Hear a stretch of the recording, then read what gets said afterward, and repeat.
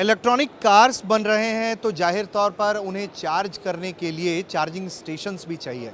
हमने सीएनजी के पंप पर लंबी लंबी कतारें देखी हैं। आमतौर पर लोग मजाक भी उड़ाते हैं कि सीएनजी के पंप में जा रहे हो तो 3-4 घंटे जो अपने हाथ में लेकर जाना। तो ये तमाम चुनौतियां हैं दूसरे कार के सेगमेंट्स में, और ये डर है कि ईवी में ऐसा ना हो जाए। तो इसके लिए अलग अलग कंपनियां जो हैं ईवी स्टेशंस भी खड़ी कर रही हैं, सरकार भी सपोर्ट कर रही है। सबसे बड़ी बात यह है कि टीवीएस जैसा प्लेयर जो है वो ऑटोमोबाइल में अब जो है वो चार्जिंग स्टेशन लेकर आया। हमारे साथ उदय हैं और प्रणव हैं। बात करेंगे हम कि आखिर टीवीएस इस सेक्टर में क्यों आया कि चार्जिंग स्टेशन बना रहा है, या कोई नई डिस्कवरी है टीवीएस के पास जो बिल्कुल टीवीएस को मार्केट से अलग कर ले जाएगी।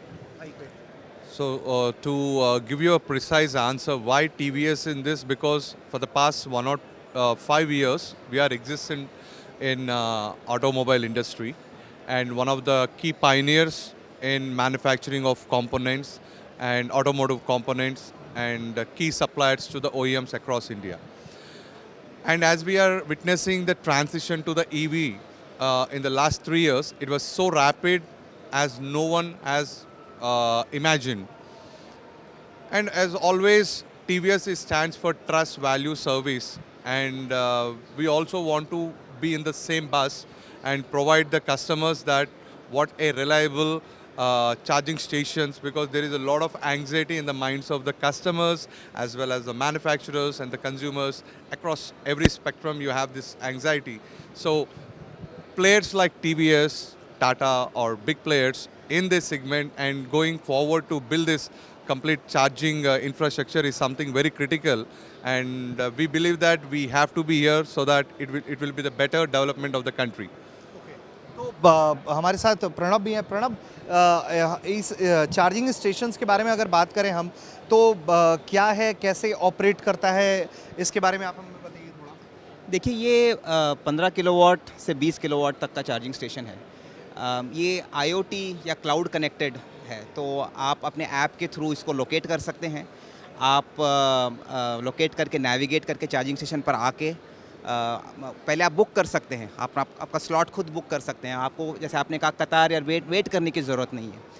और जब आप आएंगे आपको OTP भेजा जाएगा, आप वहाँ पे उसको एंटर कर सकते हैं, आप उसको चार्ज कर सकते हैं। जितना आपने कंज्यूम किया उसके हिसाब से आपको चार्ज किया जाएगा, और आप मोबाइल ऐप के थ्रू उसको पे भी कर सकते हैं।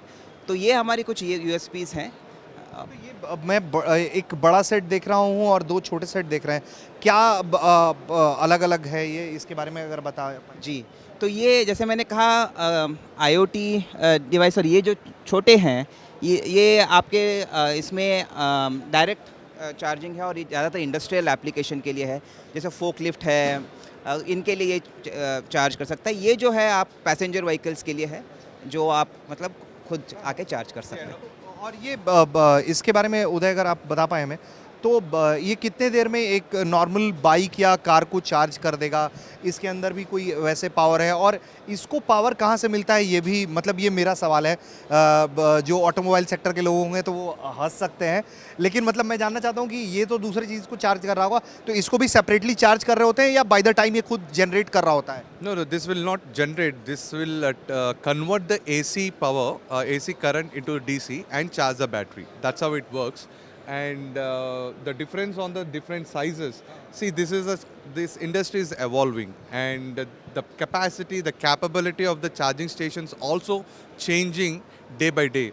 So right now we are focusing only on 2-wheelers and 3-wheelers and 4-wheelers, and at the same time, the affordability of the charging stations in most of the places has become very tough because of the price. So we have come up with some economic models.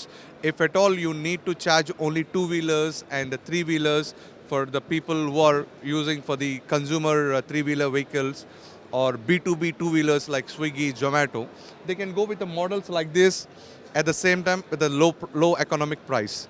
So that's one of the logic we want to come with, very practical solution rather than a fancy charging station. तो ये कुल मिला के जो बात हमें बताई जा रही है वो ये है कि टीवीएस जो है वो ग्राहकों के पॉकेट को ध्यान में रखते हुए कि बहुत महंगा ना पड़े, आपको महंगाई का बोझ नहीं पड़े, क्योंकि इस वक्त जो भारत में सबसे ज़्यादा चर्चा है वो इलेक्ट्रॉनिक गाड़ियों की महंगी होने की है, कि वो काफ़ी हाई एंड की गाड़ियां हैं। तो लोग प्रेफर कर रहे हैं कि जब अगर मुझे इलेक्ट्रॉनिक सेगमेंट में कहीं जाना है या तो फिर मैं कुछ और ही क्यों नहीं ले लूं। तो ऐसे में पॉकेट फ्रेंडली चार्जिंग स्टेशन बनाकर टीवीएस यकीनन एक गेम चेंजर रोल अपना रहा है। अगर हम मैप में हम ये देख रहे हैं, ये मैप क्या है, अगर इसके बारे में अगर आप हमको बता पाएँ। हम देख रहे हैं जैसे कि ये सर्विस स्टेशंस हैं, अगर हम आइकॉन से पहचान पाएँ। So basically, we just want to give you a gist of our presence, and this is just TVS Sirius, where we have 2 manufacturing locations, one in New Delhi and one in Bangalore, headquartered in Bangalore, and we have spread all the critical locations where you have a huge population of EV vehicles, and we have set up our service network. Besides, we are also working with My TVS, which has got a presence more than 500 locations, where it is called My TVS Garage. Either your 2-wheeler, 3-wheeler, 4-wheeler, any vehicle, if you have a problem, you can bring to the My TVS, and My TVS can provide you all the services related, not only just with the charging and anything related to the EV service. कुल मिलाकर pocket friendly होने के साथ साथ अलग अलग शहरों में इस फार्मूले पर काम हो रहा है कि जहां ई व्हीकल्स ज़्यादा है वहां अपनी मौजूदगी ज़्यादा रखी जाए, ताकि जो कस्टमर्स हैं उनको सहूलियत हो, उनको कोई परेशानी ना हो।